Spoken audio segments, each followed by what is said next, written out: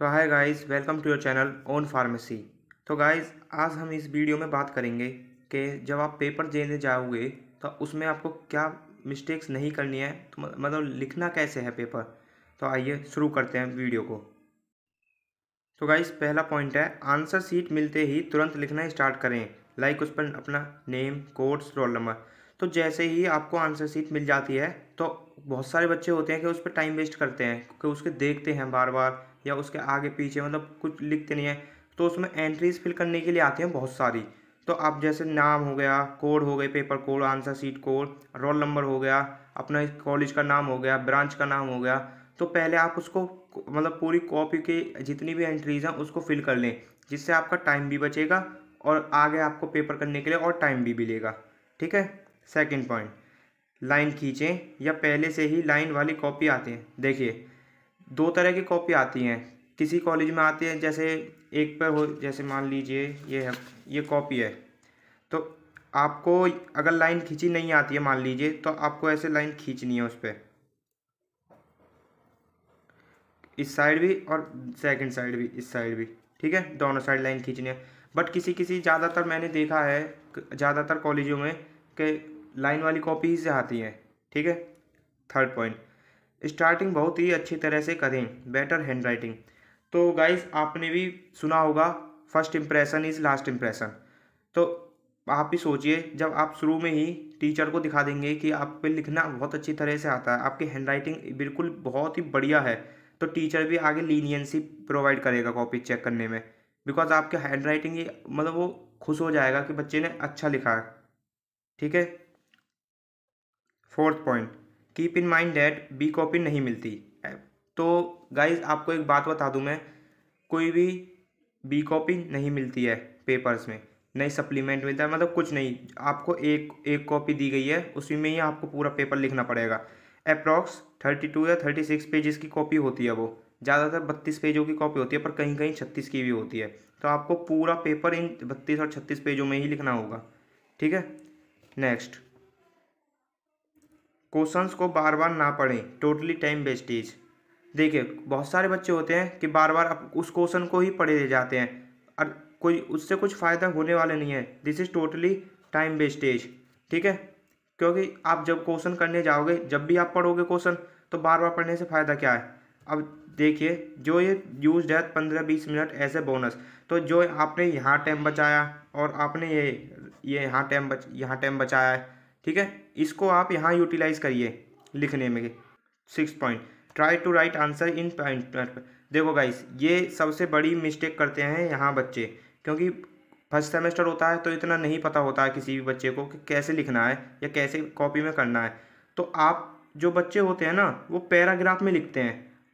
पता है बच्चे को सब आता है, लेकिन लिखते पैराग्राफ में। तो टीचर्स भी इससे ये कहता है कि पैराग्राफ में, क्यों टीचर को भी अच्छा नहीं लगता, बिकॉज पैराग्राफ में इतना सब लिखा होता।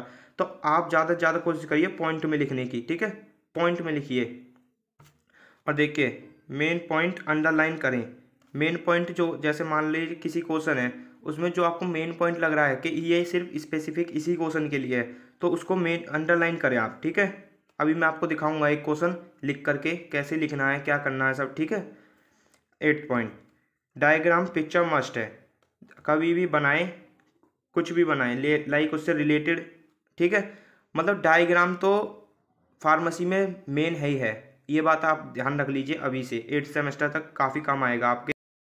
और गाइस, एक बात ज़रूर ध्यान रखें, डायग्राम बनाते समय आपको डायग्राम पेन से बनाना है, ना कि पेंसिल से। क्योंकि आपकी कॉपीज़ जो होती हैं वो स्कैन होती हैं, तो उसमें जो पेंसिल से आप बनाओगे तो वो स्कैनर एक्सेप्ट नहीं करता है, वो डायग्राम जो आप बनाओगे वो स्कैन नहीं होगा फिर।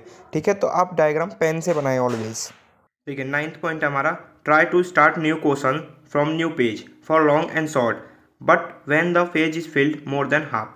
देखिए, आपका जैसे क्वेश्चन आता है 5 मार्क्स, 7 मार्क्स या 10 मार्क्स का, तो उसमें आप जैसे भी लिखते हैं, मान लीजिए आपका पेज भरा है, मान लीजिए आपका पेज भरा 2.5, तो आप इस पेज पे आप थर्ड क्वेश्चन मत करिए। क्योंकि मैं आपको बताऊंगा क्यों नहीं करना है। क्योंकि फिर अगले पेज से करिए, थर्ड क्वेश्चन जो होगा नेक्स्ट पेज से स्टार्ट करना है। बिकॉज जो आपके पास टाइम बचेगा लास्ट में, उसमें अगर आपको 2-3 लाइन भी याद आ गई, तो आप यहाँ पर जो पेज आपने छोड़ा था पहले, उस पर फिल कर सकते हैं। ठीक है। इसलिए आपको एग्जैक्ट उसके नीचे नहीं करना है। But when the page is filled more than half, ये ऐसा भी नहीं है कि नए पेज की 2 लाइन भरी हैं और आपने उस पर पूरा पेज ही छोड़ दिया, नहीं। जब आधे से ज़्यादा पेज भर जाए और थोड़ी बहुत जगह रह जाए, जब करना है आपको ये काम, ठीक है। 10th, कम से कम मिस्टेक हो कॉपी में, ज़्यादा कट ना हो। तो गाइस देखो, आपने बोर्ड के पेपर भी दिए हैं, आपको ये बात तो पता होगी, ज़्यादा मिस्टेक करोगे तो टीचर्स के लिए गलत इंप्रेशन पहुंचता है, ठीक है।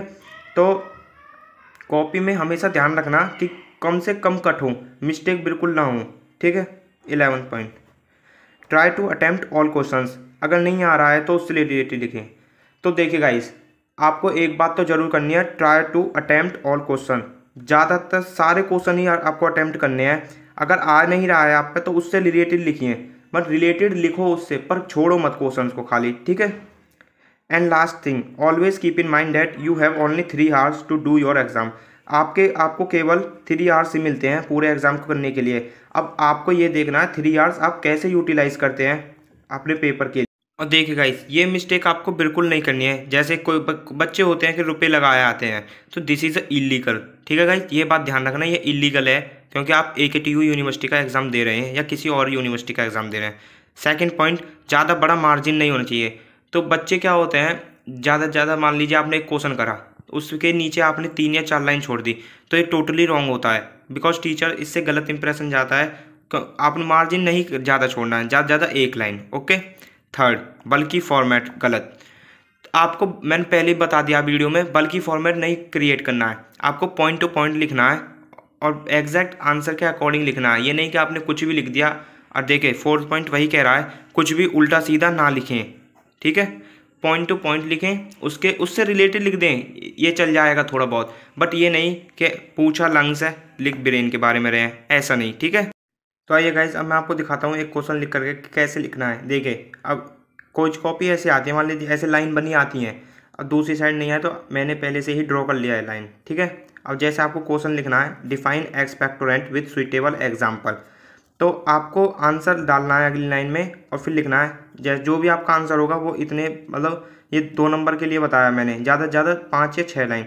देखिए, an expectorant is a type of cough medicine use to help clear mucus sputum from your airway respiratory tract. तो आपको भी पता होगा, एक्सपेक्टोरेंट एक एजेंट्स होते हैं जो हमारी जो कफ हो जाती है उसमें दी जाती है, जो स्पुटम हमारे गले में एक्यूमुलेट हो जाता है उसको रिलीज करने के लिए, ठीक है। This agent enhance the secretion of sputum from the air passage.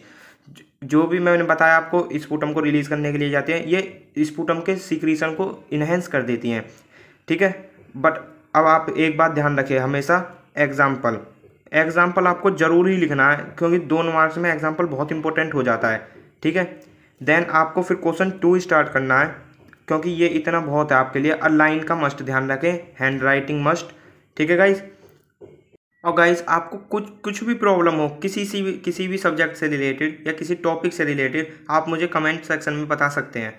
Keep subscribe the channel, because motivate करना हो यार, ठीक है guys. Thank you, keep subscribe.